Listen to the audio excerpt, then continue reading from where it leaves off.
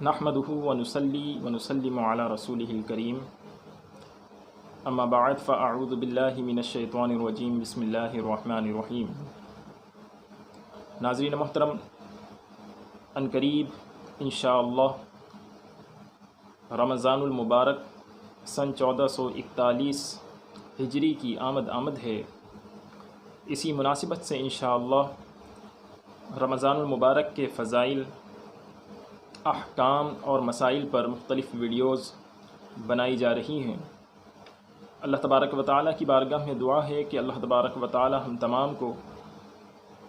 صحت، سلامتی اور عافیت کے ساتھ ماہ رمضان المبارک کے مکمل روزے رکھنے کی توفیق عطا فرمائے، اور اس مبارک مہینے میں ہم تمام کو خوب نیکیوں کا ذخیرہ اکٹھا کرنے کی توفیق عطا فرمائے۔ صحیح ابن خزیمہ جلد نمبر 3 حدیث نمبر 1887 ہے۔ حضرت سلمان فارسی رضی اللہ تعالی عنہ بیان کرتے ہیں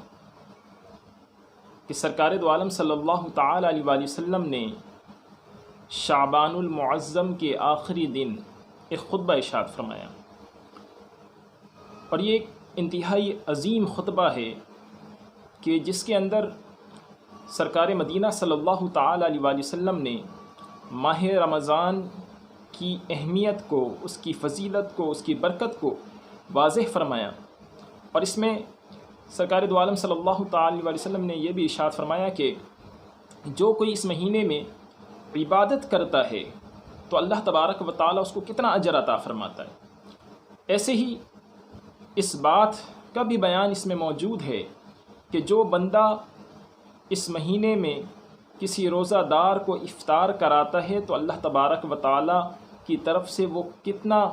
اجر اس کو حاصل ہوتا ہے، وہ کس بات کا مستحق ہوتا ہے۔ اور یوں ہی جو لوگ اپنے نوکر سے، خادم سے، غلام سے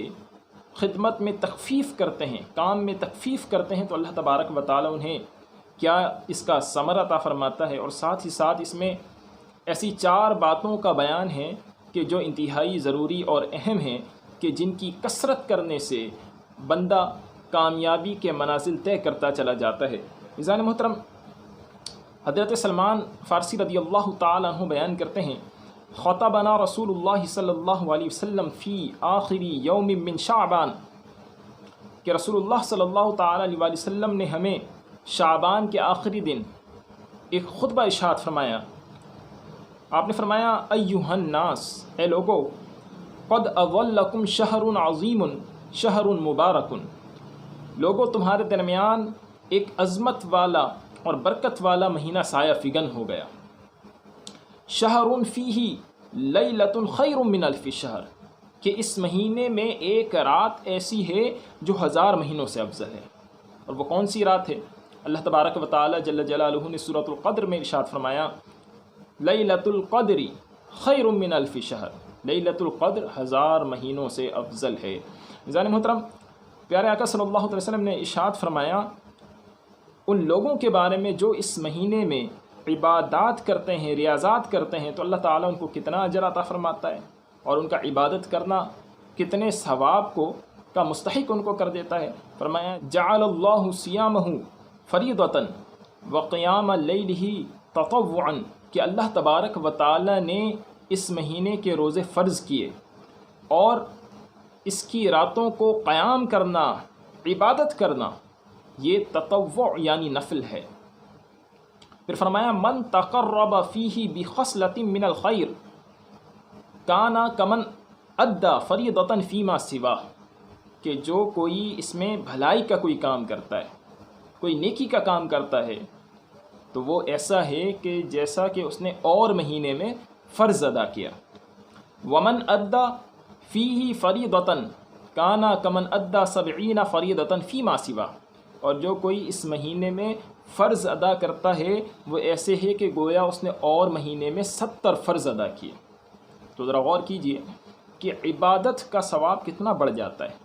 نفل کا ثواب فرض کے برابر، اور فرض کا ثواب 70 گنا بڑھا دیا جاتا ہے۔ جو نفل ادا کرتا ہے تو اس کو فرض کے برابر ثواب دیا جاتا ہے، اور جو فرض ادا کرتا ہے تو اللہ تبارک و تعالیٰ اسے 70 فرائض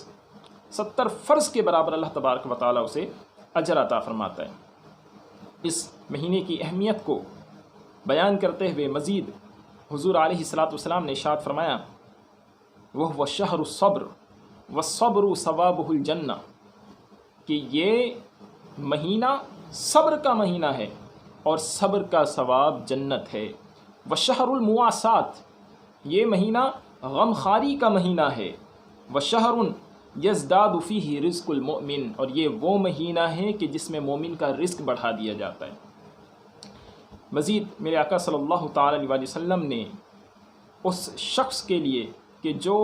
اس مہینے میں روزہ دار کو افطار کراتا ہے، اس کو اللہ تعالیٰ کتنا اجر عطا فرمائے گا، اس کو اللہ تبارک و تعالیٰ کیا مقام عطا فرمائے گا، اس کے بارے میں سرکار دو عالم صلی اللہ تعالی وسلم نے ارشاد فرمایا، من فطر فیہ صائما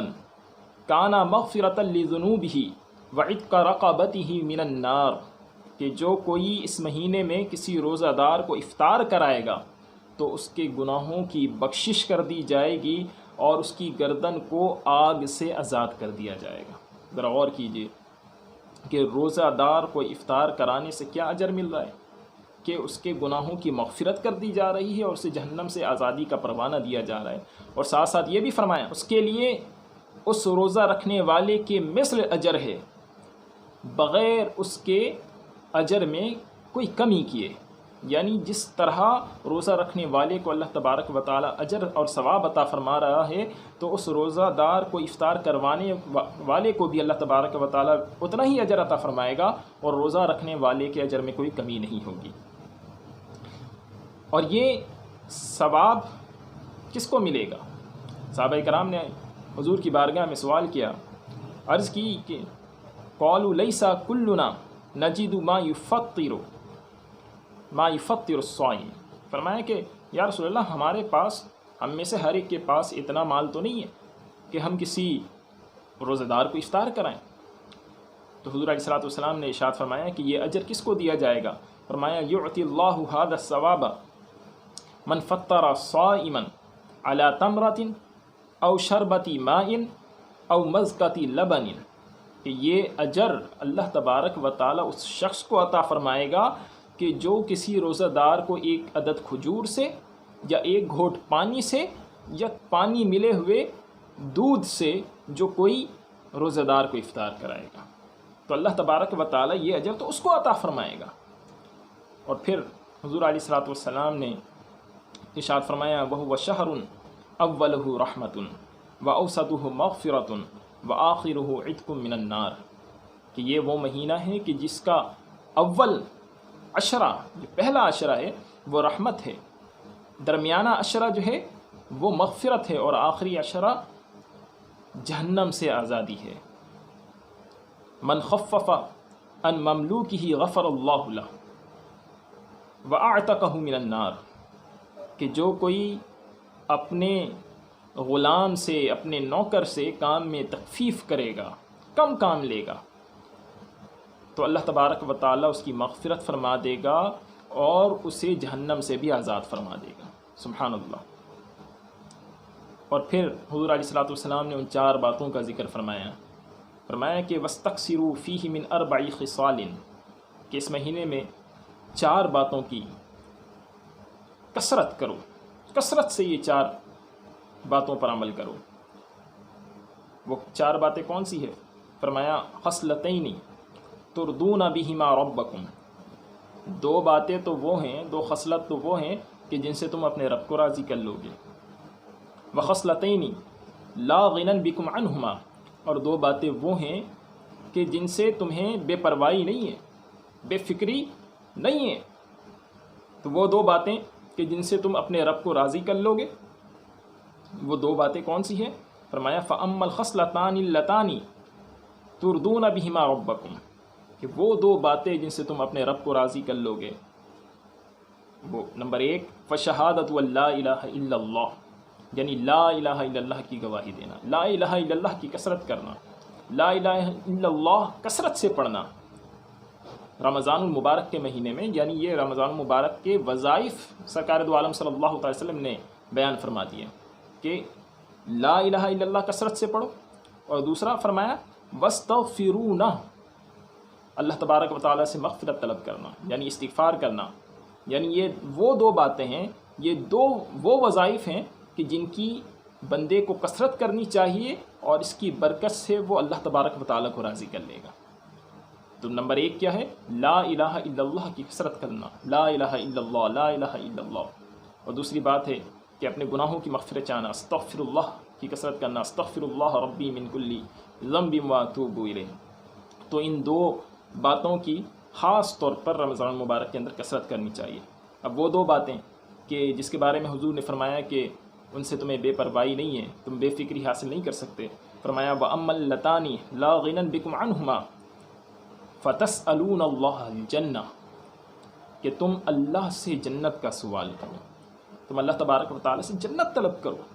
اس سے تمہیں بے پرواہی نہیں ہو سکتی، تم اللہ سے جنت مانگو، جنت کا سوال کرو، وَتَعُوذُونَ بِهِ مِنَ النَّارِ، اور اللہ تبارک و تعالیٰ سے آگ سے پناہ طلب کرو۔ تو عزیزان محترم، یہ چار باتیں ہو گئی۔ نمبر پہلے تو وہ دو باتیں ہیں کہ لا الہ الا اللہ کی کثرت کرو، استغفار کی کثرت کرو، اور اللہ تبارک و تعالیٰ سے اب دعا مانگو، اللہ تعالیٰ سے جنت طلب کرو اور جہنم سے پناہ مانگو۔ اور پھر اس حدیث کے اندر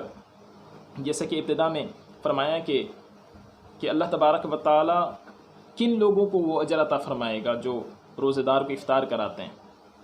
تو اس کے بارے میں فرما دیا تھا کہ ضروری نہیں ہے کہ اس میں پیٹ بھر کر کھانا کھلانا ہے۔ وہاں فرمایا تھا کہ ایک عدد کھجور یا ایک گھونٹ پانی سے یا تھوڑے سے دودھ ملے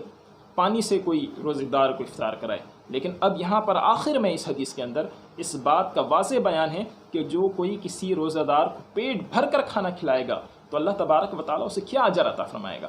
تو سرکار دو عالم صلی اللہ علیہ وسلم نے ارشاد فرمایا وَمَنْ أَشْبَعَ فِيهِ صَائِمًا سَقَاهُ اللَّهُ مِنْ حَوْضِي شَرْبَةً لَا يَظْمَأُ حَتَّى يَدْخُلَ الْجَنَّةَ، فرمایا کہ جو کوئی کسی روزہ دار کو پیٹ بھر کر کھلائے گا تو اللہ تبارک و تعالیٰ اسے میرے حوض سے جام پلائے گا کہ وہ پیاسا نہیں ہوگا یہاں تک کہ وہ جنت میں داخل ہو جائے گا۔ تو عزیزان محترم، اس حدیث کے اندر بہت سارے فضائل بھی ہیں، بہت ساری برکتیں بھی ہیں، ثواب اور اجر کا بیان بھی ہے، لہٰذا ہمیں چاہیے کہ اس حدیث کو پیش نظر رکھتے ہوئے ہم خوب عبادتوں میں اپنے دل کو لگائیں،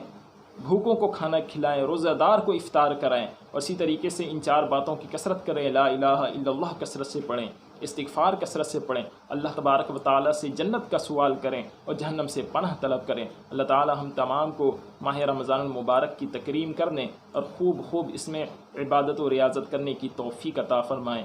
آمین بجاہ النبی الامین صلی اللہ تعالیٰ علیہ وآلہ وسلم۔